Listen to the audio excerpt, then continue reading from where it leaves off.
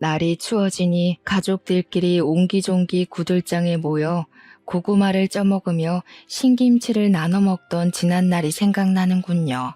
안녕들 하십니까? 저는 이제 70을 바라보는 할머니이자 두 아들의 엄마입니다. 언제 이렇게 자글자글하니 주름이 생겼나 싶어 손을 내려보다 문득 제 이야기를 한번 풀어보려 이렇게 사연을 올려봅니다. 배움이 짧은 탓에 이야기가 두서없이 흘러가더라도 이해해 주시면 감사하겠습니다. 저는 고작 19살의 나이에 동네 오라버니와 연애를 하다가 덜컥 임신을 하게 되어 20살이 되자마자 누릴 것 누리지 못하고 아이를 낳아 시집을 오게 되었습니다. 물론 제 시절의 20살과 지금 20살의 누림의 차이는 컸지만 저는 고등학교도 제대로 졸업하지 못한 채 아이를 낳아 키워야 했습니다. 남편의 집안은 경기도 양주 일대의 땅을 30만 평이나 가진 어마무시한 땅부자였습니다. 제 속도 모르는 사람들이 저에게 시집 한번 기똥차게 잘 갔다고 이야기를 하곤 했지만 제 속은 썩어 문드러지는 줄 알았죠. 시댁이 정말 부잣집은 맞았습니다. 땅의 대부분이 농경지라 임대를 해주었고 농작물과 돈을 받았었더랬죠. 덕분에 배를 골아본 적은 없었던 것 같습니다. 땅 자체의 크기가 어마어마했기에 들어오는 돈도 당연히 꽤 큰 돈이었거든요. 1년치의 임대료를 연초에 받아 1년 내내 생활을 했는데 웬만한 사장님의 연봉보다 훨씬 더 많이 벌었다고 했어요. 그런 집안에서 우리 남편은 어려운 것 모르고 살아온 사람이었습니다. 거기다가 귀하디귀한 3대 독자였으니 시모가 발에 상처 날까 초등학생 시절까지 업고 다녔다고 하더라고요. 그런 남편이 어디서 굴러먹다 왔는지 모를 계집애 하나를 데려와 아이를 가졌다고 하니 제가 마음에 들었을 리가 있겠습니까? 고등학교도 졸업하지 못하고 학교를 다니던 와중에 임신을 해버려 자퇴를 해야 했고 대학은 당연히 아이를 키우느라 꿈도 꾸지 못했습니다. 거기다가 제가 똑똑하고 공부를 잘했던 편도 아니었기에 시모는 매일같이 제 면전 앞에서 욕을 해댔습니다. 어떻게 만날 여자가 없어서 저런 모자란 아이를 만나 덜컥 임신까지 시켜 집에 데리고 들어오냐고 제 가슴을 후벼 파셨죠. 우리 시모 또한 어린 나이에 땅 부잣집 아들에게 시집 온 터라 저와 나이 차이도 얼마 나지 않았으니 더 못살게 구셨습니다. 제가 첫 아이를 낳았을 때가 20살이었는데 그때 우리 시모의 나이가 고작 45살이었으니까요. 45에 할머니 된 게 억울하다 저를 꼬집으셨지만 제 첫 아이가 아들이었기에 출산 후에는 어느 정도 너그러워지기도 했습니다. 물론 예전만치 미워하지 않았다는 뜻이지 시집살이를 그만두었다는 이야기는 아닙니다. 요즘처럼 문명이 발달하고 기계가 모든 걸 해주는 세상이 아니다 보니 시집살이가 참으로 고되고 힘들었습니다. 한겨울에 우물가에 가서 꽝꽝 얼어붙은 물을 길러오라는 것부터 시작해서 빨래는 두드려야 살아난다고 하루 종일 방망이질을 하게 만들기도 하셨습니다. 일정하게 두드려야 옷이 쫙쫙 펴진다고 옆에서 뜨뜻한 둥글레차를 드시며 제가 방망이질하는 걸 1초도 놓치지 않고 살펴보셨죠. 그냥 괴롭히고 싶어서 안달이 난 사람처럼 구셨는데 얼마나 시간을 쪼개서 괴롭히셨으면 제가 낳은 아들마저 제대로 돌보지 못하게 하셨습니다. 제가 출산을 하고 모유가 말라 제대로 나오지 않았었거든요. 저에게 젖 하나 제대로 돌지 않는 계집애가 어디 어미랍시고 설치고 다니냐고 혼쭐을 내셨습니다. 아이에게 모유만큼 좋은 게 없다면서 옆 마을까지 아이를 안고 걸어가 젖 동량을 시키기도 했습니다. 제가 낳은 아이가 다른 산모에게 안겨 모유를 받아먹고 있는 게 얼마나 서럽고 비참하던지 그때라고 분유가 없었던 시절도 아니었습니다. 저는 연달아 아이를 임신하게 되었고 둘째를 연년생으로 출산하였는데 아들을 낳았습니다. 떡두꺼비 같은 아들 둘을 낳자 시모는 그제야 저를 며느리로 인정을 해주었습니다. 그 전까지는 거의 집안에서 일하는 식모 수준이었는데 가족으로 인정은 해주신 거였죠. 그렇다고 저를 예뻐해 주셨다는 이야기는 아니고 그냥 밥 먹을 때 겸상 정도는 하게 해주신 수준이었습니다. 그 전까지 저는 부엌에서 식구들의 밥을 챙긴 뒤 쭈그려 앉아 쌀밥에 김치를 얹어 먹는 수준으로 밥을 먹었거든요.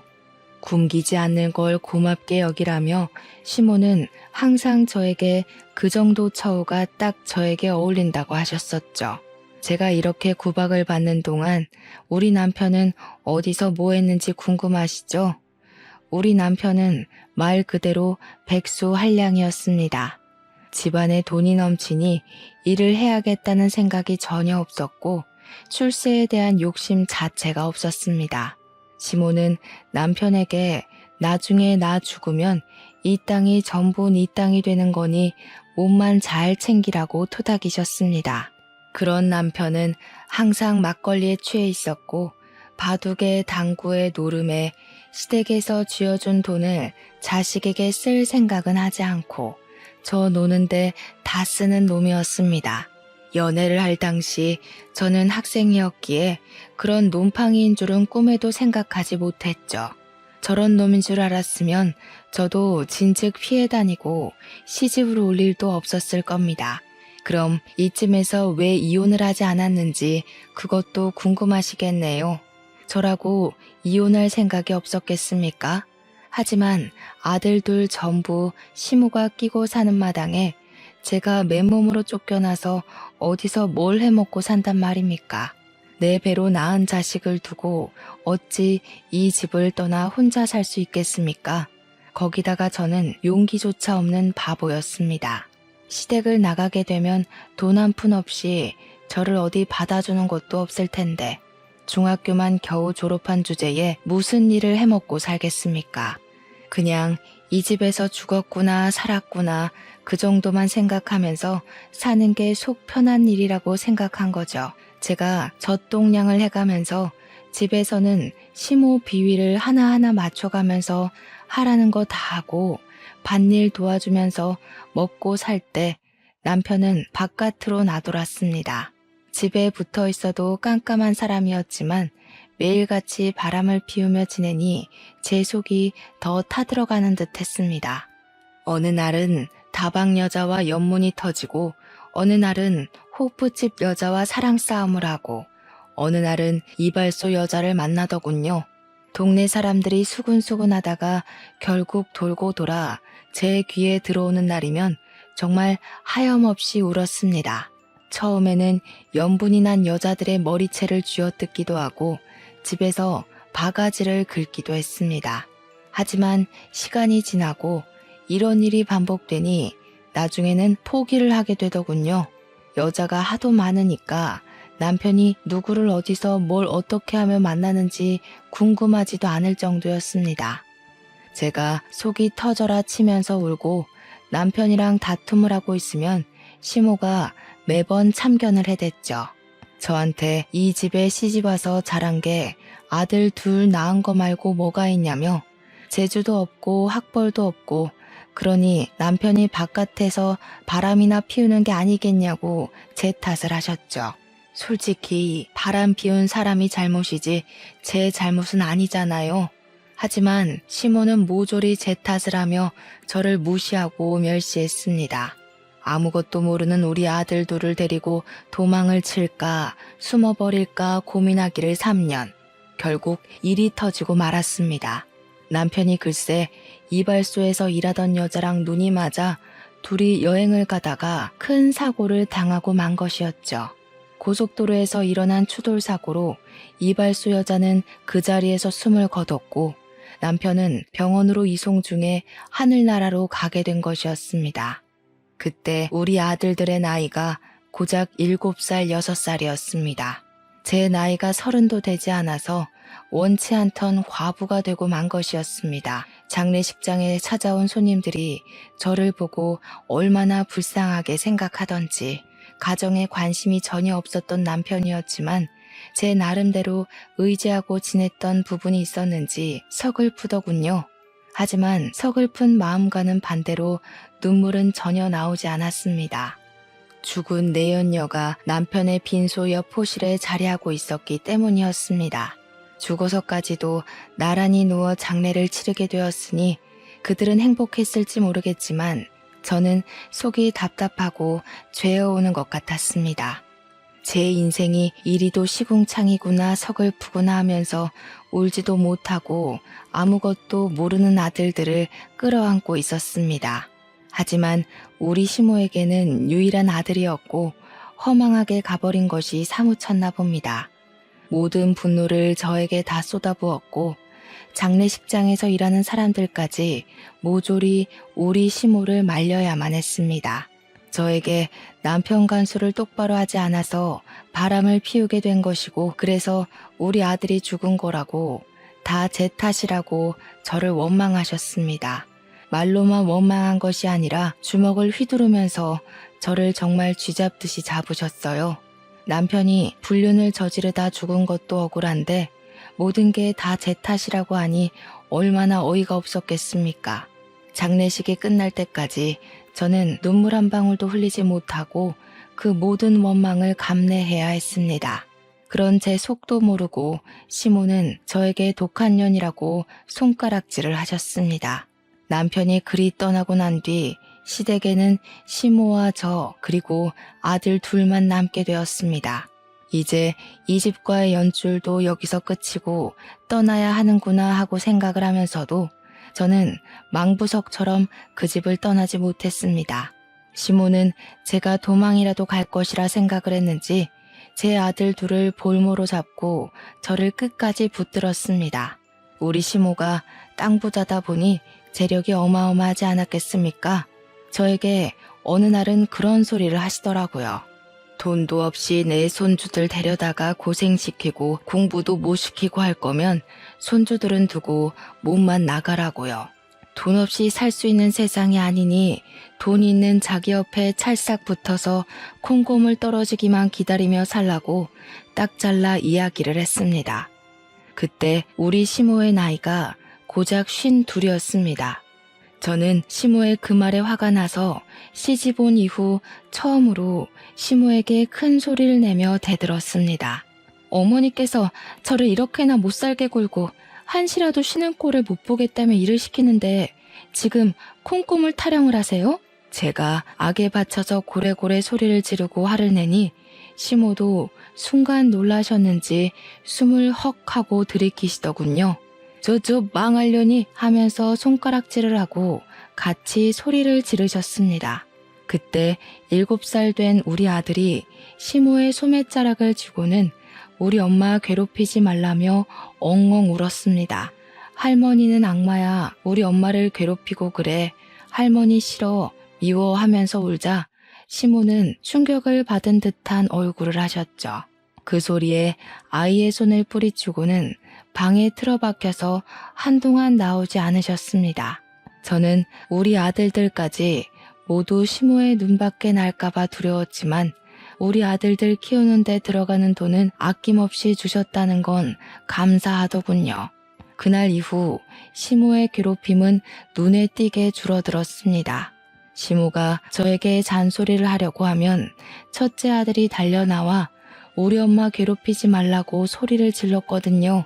아들들이 한 해 두 해 나이를 먹고 커갈수록 시모가 저에게 행했던 일이 부당하다는 걸 알게 되었고 아들들은 참지 않았습니다. 일찌감치 철이 들어 항상 저에게 우리 엄마 고생 절대로 안 시킬 거라고 행복하게 해주겠다고 노래를 불렀습니다. 엄마가 평생 손에 물 안 묻히고 살 수 있게 성공할 거라고 둘 다 눈에 불을 켜고 코피를 쏟으며 공부를 했습니다. 사춘기 때도 저에게 반항 한번 하지 않았고 시모가 트집을 잡을 때마다 악착같이 저를 지켜낸 두 아들이었습니다. 오죽하면 시모가 자기는 아들이 없어서 서러워 죽겠다고 울고불고 할 정도였습니다.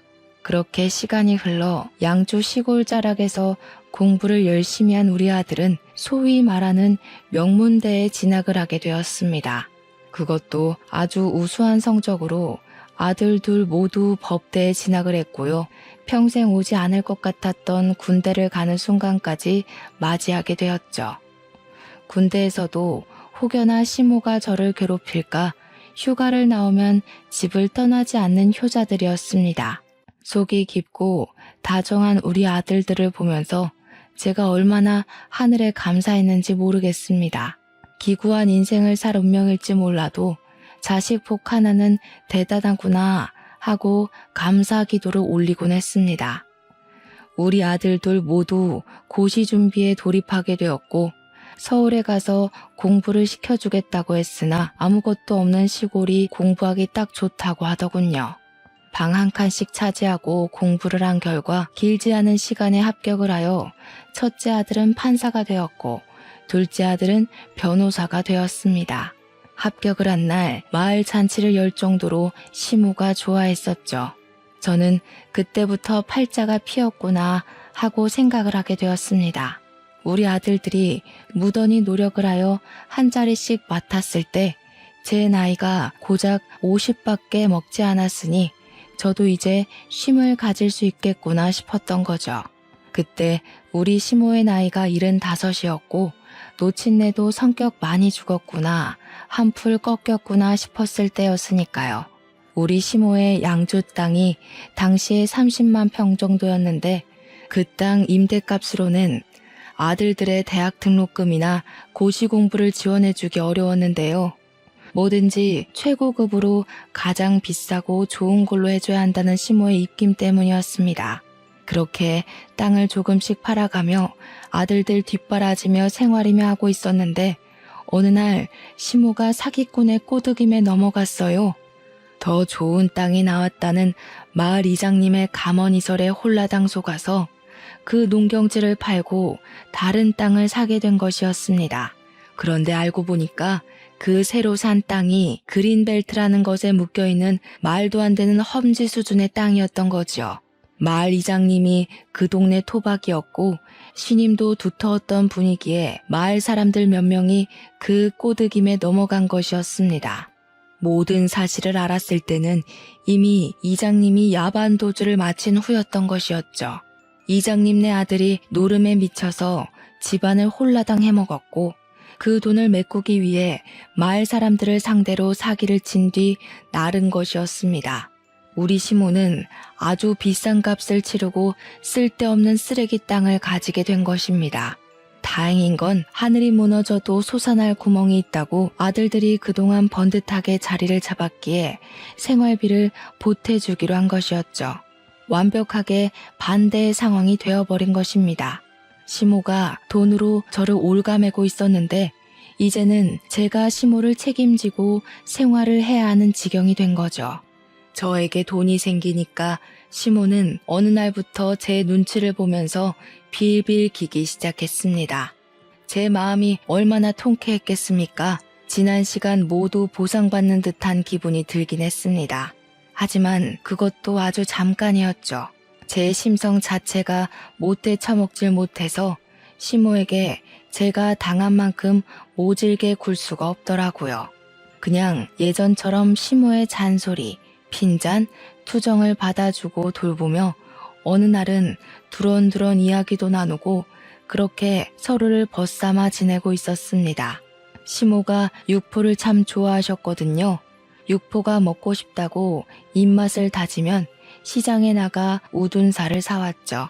집안 대대로 내려오는 시간장으로 양념을 해서 며칠 동안 육포에 양념을 하고 말리고 양념을 하고 말리고를 반복했습니다. 단단해진 육포를 구우면 기름기가 싹 올라오면서 아주 쫄깃한 식감을 내지요.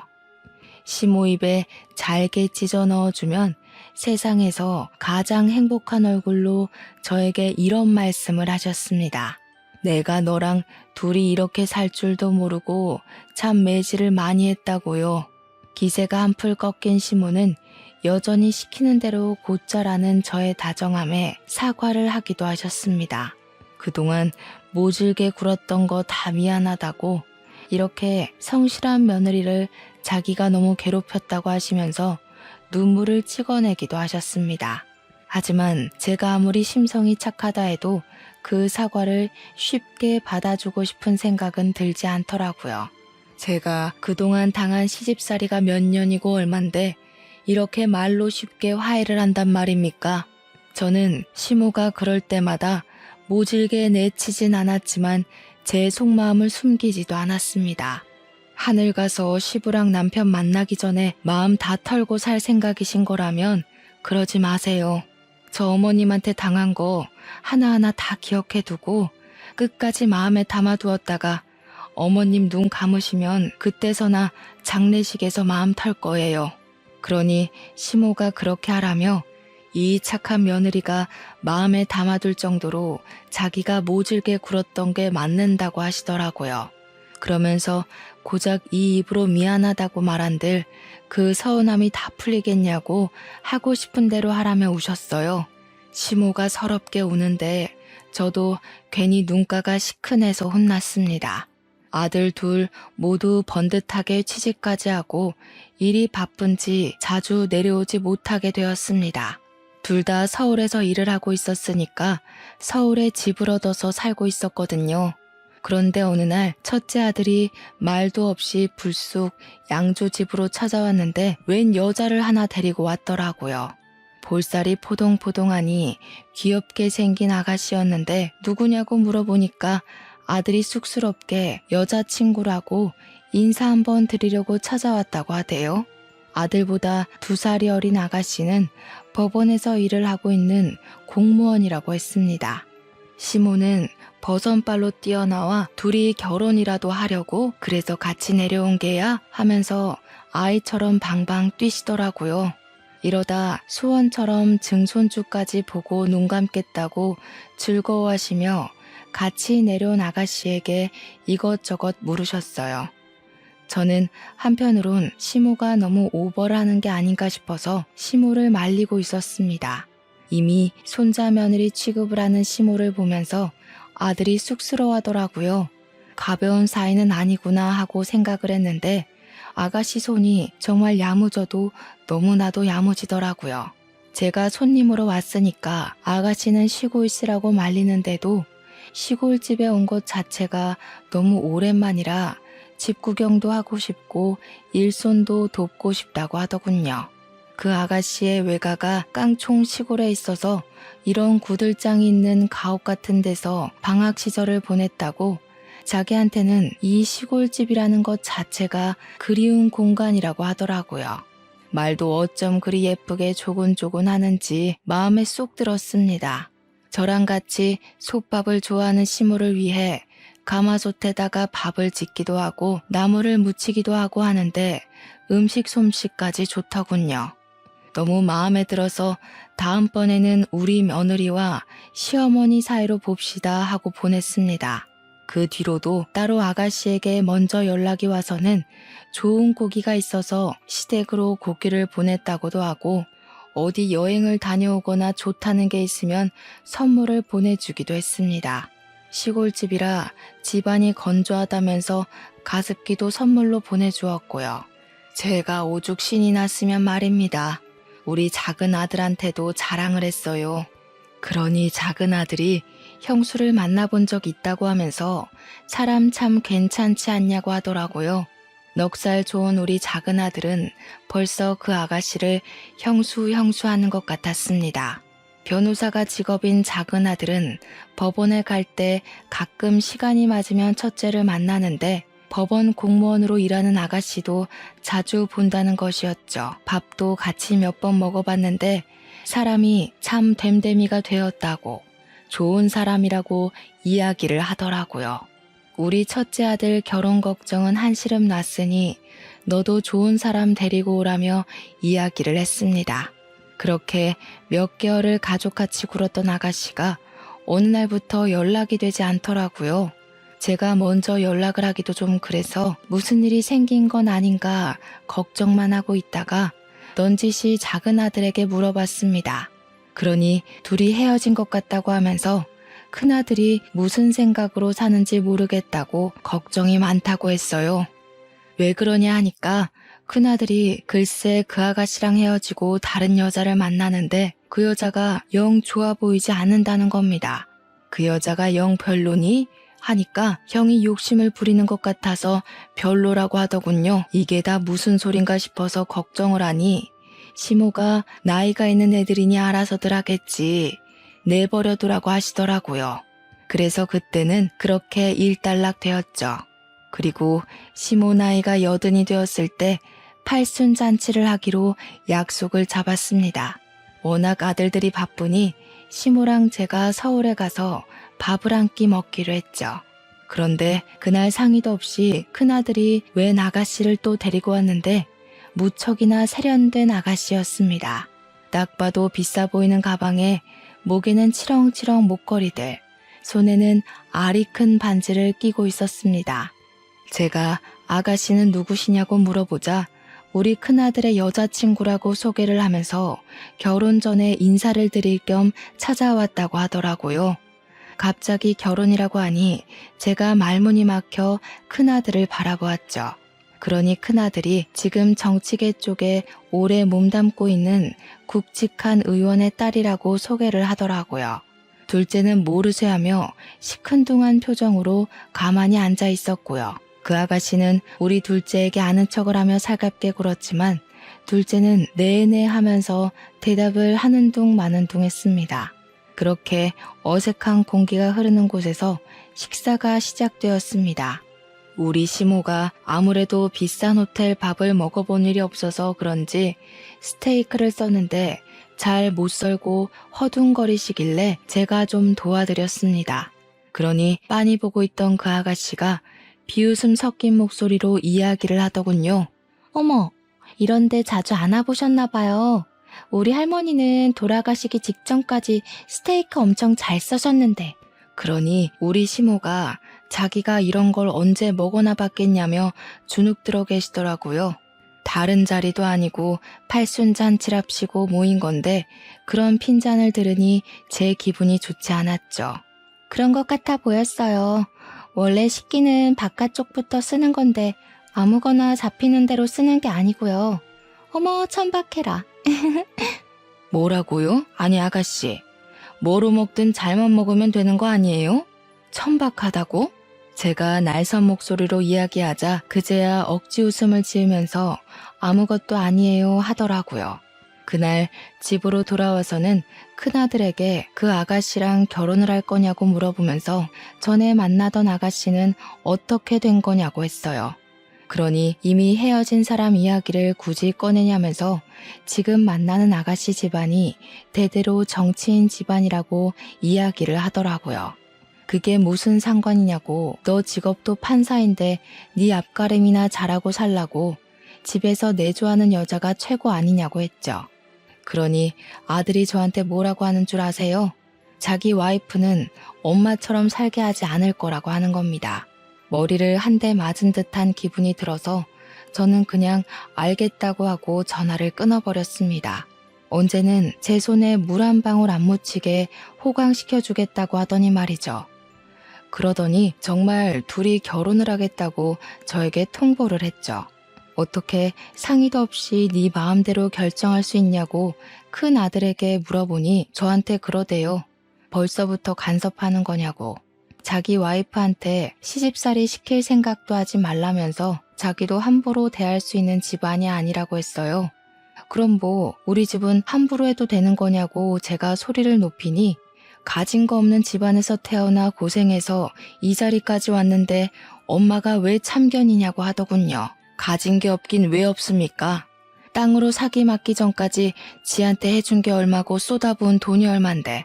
제가 씩씩거리고 있으니 시모가 손 휘 저으면서 둘이 좋다는데 하고 싶은 대로 살게 내버려 두라며 우리는 우리끼리 알아서 살자고 하시대요. 저한테 시집살이 시키며 참견할 땐 언제고. 제가 어머님 하니까 애들이 좋다잖아 내버려 둬 하시더라고요. 아들한테 잔소리도 못하냐고 하니까 저한테 너도 나중에 장례식까지 가서 원 안 사고 싶지 않으면 가만히 있으라대요. 제가 예전에 했던 말을 기억하시고 이야기하시는데 저한텐 그리 모질게 굴었으면서 손자 며느리한테는 꼼짝도 못하더라고요. 마음대로 하라고 아들에게 말할 수밖에 없었죠. 결혼식도 둘이 알아서 다 정한 다음에 저한테는 통보를 하더라고요. 그래서 제가 아들한테 상견례도 없이 뭐 하는 거냐 하니 상견례 자리를 해봐야 급이 맞지 않아서 쪽팔리기만 할 것 같대요. 고급스러운 음식 하나 제대로 먹을 줄 모르는 사람들이랑 가서 무슨 이야기를 하겠냐고 하대요. 처갓집에서 준 돈으로 식 올리고 사는 건데 돈 한 푼 보태준 거 없으니 참견하지 말라는 소리까지 하더라고요. 아무리 출세욕에 눈이 멀어도 그렇지 우리 첫째 아들이 왜 저렇게 변했나 이해가 안 가더라고요. 작은 아들한테 전화해서 하소연을 하니까 형이 아무래도 욕심에 눈이 먼 것 같다고 판사직도 그만둔다고 하대요. 정치인 사위 된다고 정치판에 끼어들 거라고 말하고 다닌다며 이미 법원에도 소문 쫙 났다고요. 영향력 있는 정치인 장인이 사위를 밀어주겠다고 공공연하게 이야기를 하고 다닌다고 했습니다. 원래 만나던 여자랑 헤어진 것도 지금 형수가 큰 아들한테 반해서 정치인 시켜주겠다고 꼬셔서 넘어간 거라고 했죠. 제 큰아들이 그런 놈이었다는 게 참 믿기지도 않고 어이도 없었죠. 시모는 모든 이야기를 다 듣고도 아무 소리 안 하더라고요. 아무튼 우리 큰아들 나이 36살에 결혼을 하게 되었습니다.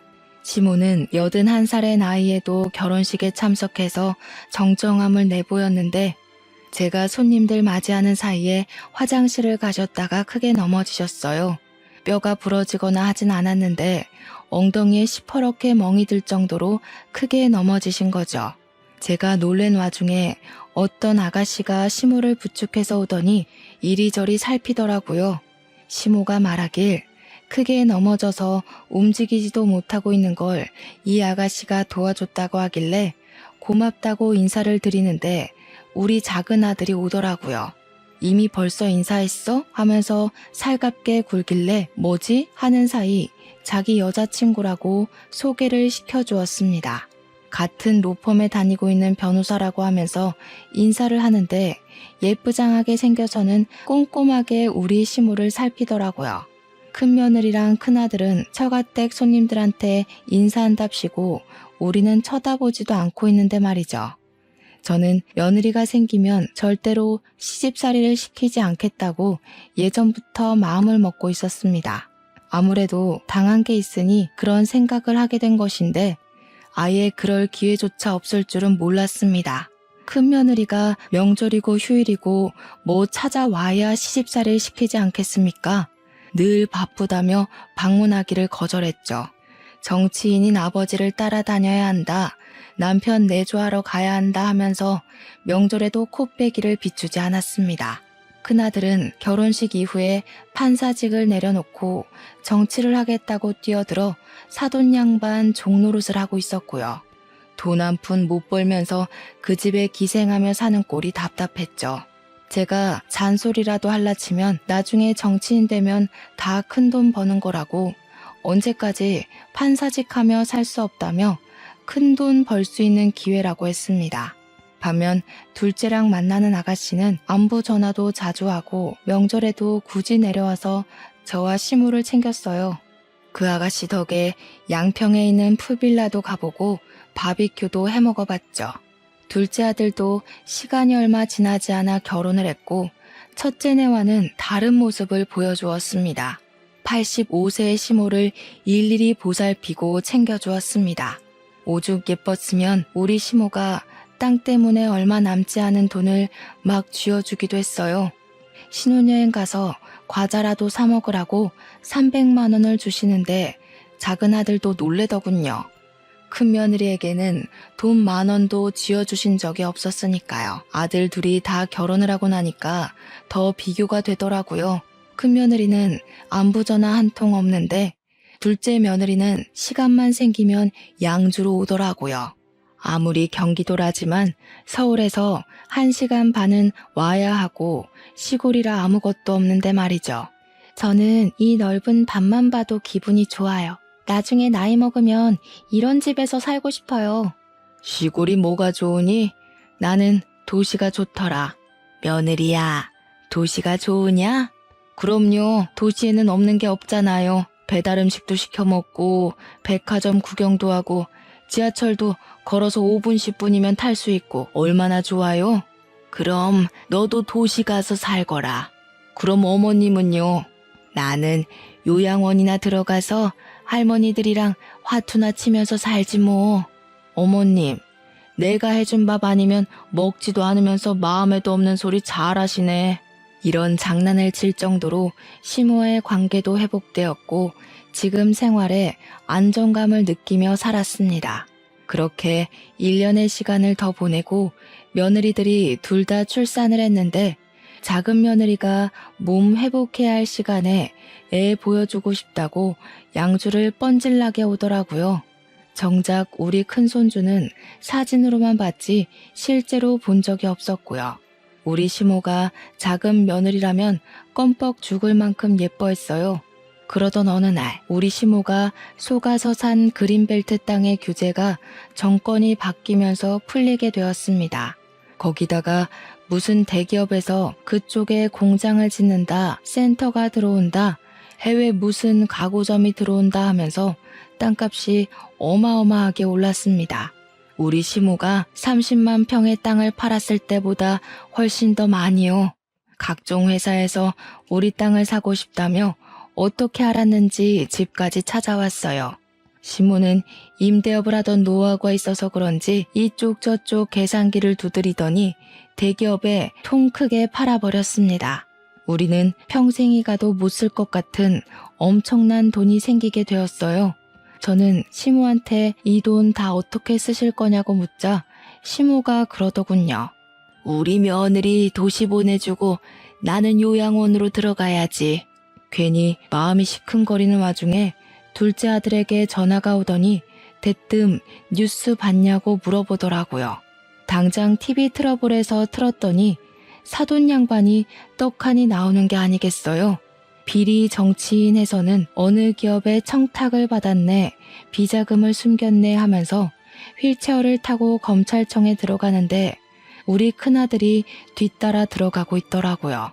작은 아들이 큰형네 쫄딱 망했다고 비자금을 수십억 받아 챙기고 일가 친척들 취업 비리에 난리가 났다고 계좌까지 막혔다더군요.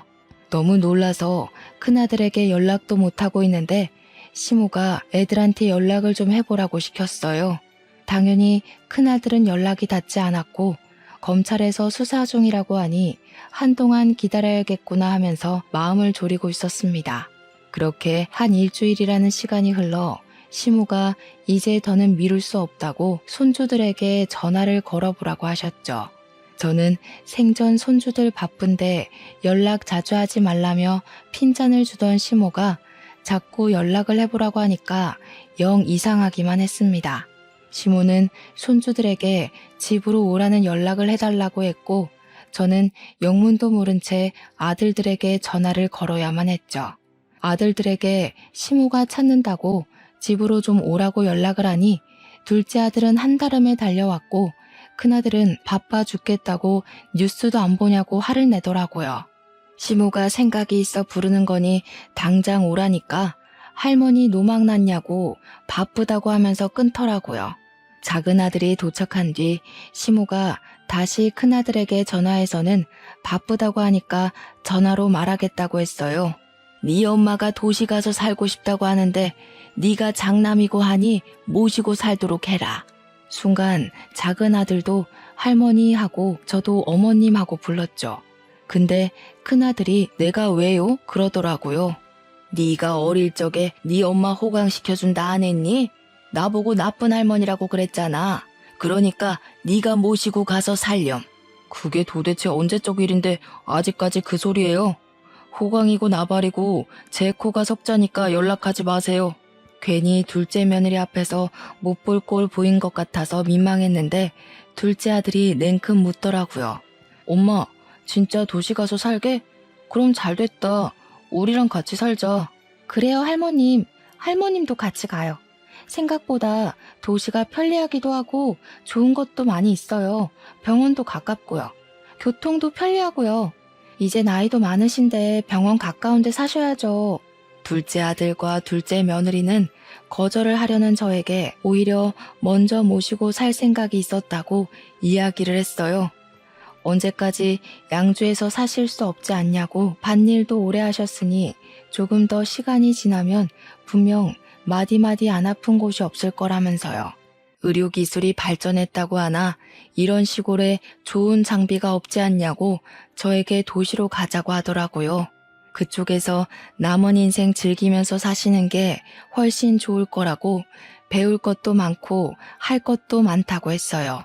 시모와 저는 평생 양주를 떠난 적이 없기에 솔직히 도시에 가는 게 두려운 마음도 있긴 했지만 설레기도 했습니다. 어릴 적 누리지 못한 저만의 시간을 가질 수 있다는 생각이 들어서 점차 도시 쪽으로 마음이 기울게 된 것이었거든요. 그런데 시모가 그러더라고요. 내가 그 시끄러운 도시에서 어떻게 살겠니? 요양원에서 조용히 또래 할머니들이랑 장난도 치고 싸움도 하고 그리 살다 갈란다. 어머님, 그러지 마시고 내가 해준 밥 먹으면서 끝까지 내 옆에서 살다가 가세요. 내가 호화로운 장례식까지 다 해줄게. 예, 며느리야. 내가 몇 년을 더 살 줄 알고 그런 소리를 하는 거야? 너 한 10년은 넘게 내 밥 차려야 할지도 모르는데? 10년이 뭐야. 20년도 더 해드릴 테니까 저랑 같이 가요. 내가 19살에 시집와서 이 나이 먹을 때까지 남편보다 어머님이랑 보낸 시간이 훨씬 많아. 우리 부모님이랑 보낸 시간보다 어머님이랑 지낸 시간이 더 많다고요. 그런데 어떻게 어머님만 요양원에 두고 나 혼자 도시를 가요? 싫어요. 같이 가요. 눈가가 시큰거려 소매로 꾹꾹 눌러내자 시모가 잠시 고민을 하더라고요. 그때 작은 아들이 시모에게 이야기를 했습니다. 할머니가 미운 날이 없었으면 거짓말이죠. 그래도 지금 두 분이 친구처럼 잘 지내는 거 보니까 보기 좋아요. 돈 걱정은 마시고 어떻게든 입에 풀칠은 하지 않게 저희가 모시고 살 테니까 같이 가요.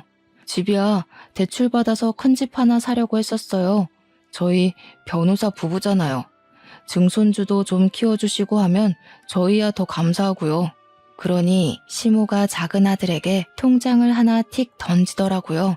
저야 그 통장이 어떤 통장인지 잔액이 얼마인지 알고 있었지만 전혀 사정을 모르던 작은 아들은 통장을 보고 입을 떡 벌렸습니다.